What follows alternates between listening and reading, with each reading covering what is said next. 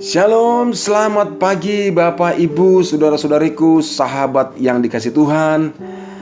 Merupakan sukacita yang indah bagi saya kembali dapat berjumpa dan berbagi firman Tuhan dengan Bapak Ibu di setiap waktu yang Tuhan berikan. Hari ini tanggal 21 Desember tahun 2021, saya berdoa dan berharap kepada Tuhan, Bapak, Ibu, saudara-saudariku dikasihi Tuhan, tetap dalam keadaan baik dan juga senantiasa memiliki hati dan cinta yang tak berkesudahan kepada Tuhan yang senantiasa menyertai, memberkati, dan mengasihi kita. Dan kalau pada hari ini kita ada, ini semuanya juga karena kebaikan Tuhan bagi kita. Oleh karenanya, pada kesempatan pagi hari ini saya mengajak ibu bapak merenungkan firman Tuhan dari 1 Samuel pasal yang ke-30 ayat yang ke-26.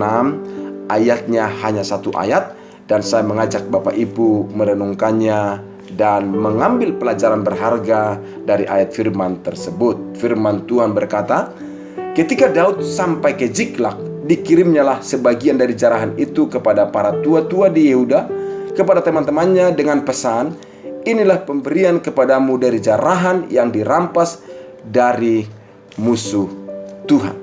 Ibu bapak, saudara-saudara kasih Tuhan, pada saat Ziklag dibakar oleh orang Amalek dan seluruh penduduknya ditawan dan dijarah oleh orang Amalek, Daud bersama dengan timnya mengejar mereka karena petunjuk dari Tuhan disampaikan seperti itu.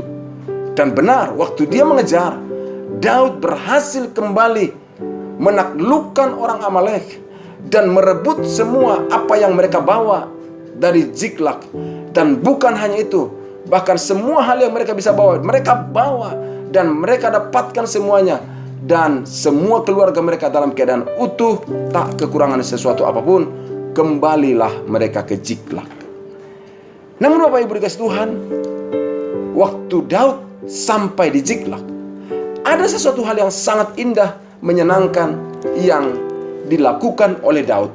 Itulah yang kita baca tadi di dalam 1 Samuel pasal 30 ayat yang ke-26 itu. Apa yang terjadi? Dijelaskan, Daud berbagi hasil jarahan. Daud berbagi atau membagikan hasil yang didapatkan atas kemenangan yang mereka peroleh. Siapa yang maju merebut kemenangan? Daud bersama dengan 200 orang yang bersama-sama dengan dia. Tetapi Bapak Ibu dikasihi Tuhan, dijelaskan Daud berbagi hasil jarahan, berbagi kemenangan bukan hanya kepada mereka yang berperang, tapi bagi mereka semua yang berperan, bukan berperang, tapi berperan atas keberhasilan yang mereka dapatkan. Siapakah itu? Dikatakan bahwa Daud membagikan hasil kemenangan itu kepada para tua-tua Yehuda dan juga kepada teman-temannya. Ini sesuatu hal yang sangat baik. Hasil yang direbut, hasil yang dirampas, kemenangan yang dicapai dari musuh yang dimaksudkan adalah tentang orang-orang Amalek tadi yang membakar Ziklag dan menjarah harta milik mereka, dibagi-bagikan oleh Daud kepada para tua-tua dan teman-temannya. Nah, saudaraku dikasihi Tuhan, itulah yang saya lihat dituliskan dalam 1 Samuel pasal yang ke-30 ayat 26 tersebut. Dari kisah ini Bapak Ibu kasih Tuhan, ada pelajaran yang sangat berharga yang dapat kita pelajari. Paling tidak dua hal pelajaran yang berharga yang bisa saya sampaikan. Yang pertama adalah, sebagai pemimpin, Daud bukanlah pribadi yang egois. Sebagai pemimpin atau sebagai pribadi, dia juga bukan pribadi yang egois. Siapakah yang disebut dengan egois? Egois itu adalah hanya memikirkan dirinya sendiri. Tapi Daud tidak. Sebagai pemimpin, sebagai pribadi, dia tidak egois. Dia masih ingat untuk berbagi dengan orang-orang berperan dalam keberhasilan yang diperolehnya. Dia masih ingat. Dia tidak melupakan dan berkata, "Oh, ini keberhasilan saya, ini kemenangan saya, yang lain tidak perlu dapat bagian." Tidak, tapi dia membagi-bagikannya, Bapak Ibu dikasihi Tuhan.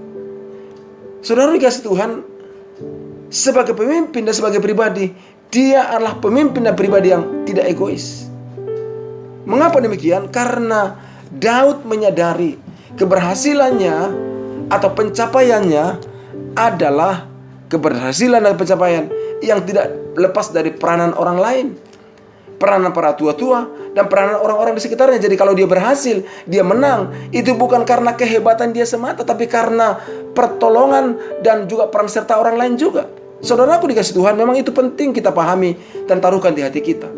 Keberhasilan yang kita dapatkan, kemenangan yang kita dapatkan, iya, memang itu adalah perjuangan diri kita sendiri dan tidak lepaskan dari perjuangan kita. Tapi yang tidak kalah penting kita perlu ingat juga, itu adalah pertolongan Tuhan. Karena pertolongan Tuhan kita ada sampai hari ini, kita bisa mencapai hal-hal yang bisa kita capai hari ini pertolongan Tuhan. Tapi jangan juga dilupakan, pasti ada orang lain yang berperan sehingga kita bisa mendapatkan keberhasilan atau kemenangan tersebut. Saya mau katakan kepada Bapak Ibu, saya ada hari ini, ada banyak orang yang berperan dalam hidup saya. Dan saya percaya, Bapak Ibu ada sampai hari ini, pasti ada banyak orang juga, atau paling tidak pasti ada orang yang berperan atas kehidupan Bapak Ibu sehingga mendapatkan keberhasilan seperti hari ini. Oleh karena itu Bapak Ibu dikasih Tuhan, saya yakin dan saya sadar bahwa jika kita mengalami keberhasilan, jangan pernah melupakan Tuhan. Saya yakin jika kita mengalami keberhasilan, maka satu hal yang penting yang perlu kita lakukan, jangan pernah melupakan orang berperan dalam kehidupan kita. Karena pasti ada orang berperan atas kehidupan kita. Salah satu cara bagi kita supaya kita jangan melupakan mereka atau tidak melupakan Tuhan dalam keberhasilan yang kita dapatkan adalah kita bisa berbagi sesuatu bagi mereka. Sekarang saya mau katakan kepada kita, coba ingat, adakah orang yang berperan dalam hidup Anda? Jika sampai hari ini kita bisa sampai kepada level ini, saya katakan pasti ada orang berperan dalam hidup kita. Tuhan sudah pasti adalah tidak dapat terbantahkan. Tapi Bapak Ibu guys Tuhan, ingat, adakah? Iya ada, pasti ada. Pertanyaannya, bagaimana sikap Anda, bagaimana sikap kita kepada mereka? Melupakan? Mengingat? Menghargai? Atau bagaimana? Saya mendorong kita untuk menghargainya dan jangan melupakan orang-orang berjasa kepada kita. Ingatlah mereka, mungkin tidak melalui pemberian secara materi, tapi dalam doa-doa kita, perhatian kita, atau juga mungkin melalui yang bisa kita berikan kepada mereka. Saya sekali lagi mengatakan, tidak melupakan orang berjasa kepada kita bukan berarti kita harus memberikan uang atau memberikan pemberian-pemberian yang berharga mahal. Tapi yang paling utama di sini adalah jangan melupakan mereka. Iya, kalau memang kita bisa melakukan sesuatu, kita bisa lakukan sesuatu. Bisa memberikan pemberian, bisa memberikan tersebut. Tapi saya beritahu Bapak Ibu sekalian, intinya jangan pernah melupakan orang-orang yang berjasa atas hidup kita. Daud melakukan itu. Dia tidak lupa kepada teman-temannya, tidak lupa kepada para tua-tua. Wah, kalau dia berhasil merebut kemenangan dari tangan orang Amalek dan kembali ke Ziklag dengan keadaan baik, itu adalah karena pertolongan Tuhan. Tapi tidak lupa, itu pasti ada jasa dan peran orang-orang yang berjasa atas kehidupannya. Itulah sebabnya pelajaran yang kedua yang dilakukan oleh Daud, karena dia menyadari akan peran daripada orang-orang yang ada di sekitarnya, sehingga dia bisa berhasil dan dia bisa mengalami kesuksesan dan kemenangan. Dia melakukan tindakan yang pantas dan wajar. Artinya Daud membagi-bagikan semua hasil itu dengan pantas dan wajar. Bukan asal-asalan, tapi juga tidak memberatkan. Tapi apa yang ada itu yang dibagikan. Jangan karena Bapak Ibu dikasih Tuhan, karena ingin membagikan sesuatu kepada orang yang berjasa kepada Anda melakukan sesuatu hal yang tidak sepantasnya atau belum dapat dilakukan. Memaksakan diri dan memberatkan diri, bukan begitu. Ya karena, jangan asal-asalan. Iya, bukan asal-asalan, tapi apa yang dapat kita lakukan. Makanya saya katakan tadi, lakukan tindakan yang pantas dan wajar. Kalau memang kita hanya bisa melakukan melalui doa saja, untuk mengingat dan menghargai jasa-jasa mereka, kita doakan. Kalau kita bisa berikan perhatian, kita bisa memberikan perhatian. Kita bisa berikan dukungan. Kalau bisa memberikan sesuatu secara materi, kita bisa lakukan. Bukan masalah jumlahnya, tapi paling utama adalah kita tidak pernah melupakan mereka. Dan mereka tahu kalau kita tidak melupakan mereka. Demikian Bapak Ibu dikasih Tuhan. Itulah sebabnya saya katakan yang pantas dan wajar. Di dalam bagian firman Tuhan 1 Samuel pasal yang ke-30, dalam ayat 23, ayat 24, saya melihat dengan jelas firman Tuhan dikatakan di sana, sikap Daud menjelaskan tentang bagaimana dia membagikan hasil yang diperoleh, kemenangan yang diperoleh bagi setiap orang yang berperan. Oleh karena itu Bapak Ibu dikasihi Tuhan, pada kesempatan pagi hari ini saya mengajak kita untuk sama-sama membangun sikap dan tindakan yang mulia dalam kehidupan kita. Paling tidak ada 3 hal yang bisa kita lakukan. Yang pertama, bersyukur kepada Tuhan atas segala kebaikan dan pertolongannya bagi kita. Jangan lupa bersyukur Bapak Ibu. Jangan lupa, kalau hari ini kita ada, melalui tahun ini, kita sudah ada dalam penghujung tahun 2021. Bulan ini Dia menolong memberkati kita. Minggu ini Dia menyertai kita. Hari ini pun kita ada karena berkat-Nya. Jangan lupa bersyukur kepada Tuhan. Katakan kepada Tuhan, terima kasih Bapa atas kehidupan, berkat, pertolongan yang Kau berikan kepada hamba-Mu ini. Yang kedua juga, jangan lupa supaya kita tetap juga mengingat peran orang-orang yang menyertai, menolong, mendukung kita dalam keberhasilan yang kita capai hari ini. Pasti ada orang berjasa, ingatlah mereka, doakan mereka, tunjukkan perhatian kepada mereka. Yang ketiga adalah, mari kita membangun sikap, tindakan yang mulia dalam kehidupan kita dengan cara tidak fokus kepada diri sendiri. Jangan hanya memikirkan diri sendiri Bapak Ibu. Mungkin Anda berkata, ini masa yang sulit, boro-boro memikirkan orang lain. Memikirkan diri sendiri juga susah. Ya, memang keadaannya sulit. Tapi saya mau katakan, jangan fokus kepada diri sendiri, melainkan bangunlah kehidupan kita menjadi kehidupan yang bermakna, kehidupan yang berdampak bagi sesama. Dalam tanda kutip saya katakan, berguna bagi orang lain, bermanfaat bagi orang lain. Apa yang bisa kita lakukan? Ya, hal-hal yang berguna bagi orang lain. Saudaraku, ada 2 cara membuat hidup kita dikenang oleh orang lain. Cara yang pertama adalah dengan melakukan yang buruk dan yang jahat. Tapi cara yang kedua adalah melakukan yang baik dan bermanfaat. Dan hidup yang bermakna adalah melakukan segala sesuatu yang berguna dan bermanfaat, sehingga hidup kita menjadi hidup yang berguna bagi sesama. Yang baik, yang benar. Apa saja yang bisa kita lakukan, yang penting itu berguna bagi sesama. Itu artinya kita sedang membangun, kita sedang membuat kehidupan kita bermakna dan berdampak. Kalau kita punya keterampilan, biarlah keterampilan kita lakukan berguna bagi sesama.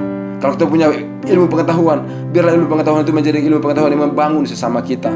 Jangan menjadi ilmu pengetahuan yang menjerumuskan atau menipu sesama, tapi menjadi bermanfaat bagi sesama kita. Oleh karena itu Bapak Ibu kasih Tuhan, hari ini saya menyampaikan kepada kita renungan firman Tuhan ini untuk mengingatkan kita kembali, supaya hidup kita bukan menjadi pribadi yang egois, tapi menjadi pribadi yang terus bersyukur kepada Tuhan dan membangun kehidupan yang berdampak bagi sesama. Karena keberhasilan dan juga kesuksesan, pencapaian yang kita peroleh hari ini tidak lepas dari pertolongan Tuhan dan juga peran dari orang-orang yang ada di sekitar kita. Hargai mereka, cintai mereka yang sudah berperan di dalam kehidupan kita. Mungkin itu istri, suami, anak-anak kita, mereka juga berperan. Tunjukkanlah kasih sayang kita kepada mereka, atau orang tua kita, atau orang-orang yang lain. Mari kita tunjukkan sikap kita menghargai dan mencintai mereka yang sudah berperan atas kehidupan kita. Tuhan Yesus memberkati. Salam sejahtera bagi kita semuanya. Dan mari kita berdoa.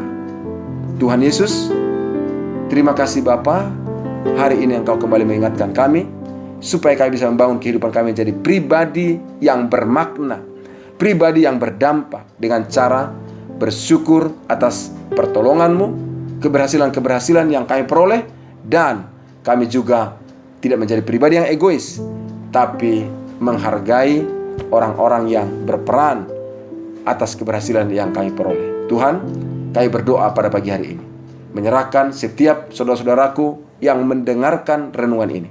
Tapi pada saat ini juga kami berdoa bagi setiap orang-orang yang berperan dalam kehidupan kami, sehingga kami bisa ada sampai hari ini. Kami berdoa, Tuhan berkatilah mereka, orang tua kami, keluarga kami, istri, suami, anak-anak, orang-orang dekat, teman-teman sekerja yang berperan dalam kehidupan kami, sehingga kami bisa mencapai keberhasilan seperti saat ini. Tuhan, terima kasih. Terima kasih. Bapa, kami berdoa, berkati mereka ya Tuhan. Berkati semua mereka ya Bapa dalam nama Yesus. Bawalah mereka untuk mengalami kebahagiaan, sukacita yang daripadamu. Terima kasih Bapa. Kami bersyukur pagi hari ini, dan kami serahkan hidup kami ke dalam tangan perlindungan Tuhan, penyertaan Tuhan. Dan kami juga sambut hari ini dengan ucapan syukur, karena kami percaya Tuhan menyediakan yang terbaik bagi kami untuk senantiasa kami mempermuliakan Tuhan dan menjadi berkat bagi sesama kami. Terima kasih Bapa. Kami mengucap syukur di dalam nama Tuhan Yesus Kristus. Haleluya. Amin. Tuhan Yesus memberkati Bapak Ibu. Salam sejahtera bagi kita semuanya. Sekali lagi, jika Bapak Ibu membutuhkan dukungan doa, Bapak Ibu bisa mengirimkan pokok-pokok doa atau pergumulan-pergumulan tersebut melalui WA di nomor yang tertera di podcast ini. Dan percayalah, doa yang didoakan dengan keyakinan, dengan kepercayaan yang penuh kepada Tuhan, kuasanya sangat besar, dan Tuhan akan menjawab doa-doa kita. Tuhan Yesus memberkati kita semuanya. Salam sejahtera. Shalom.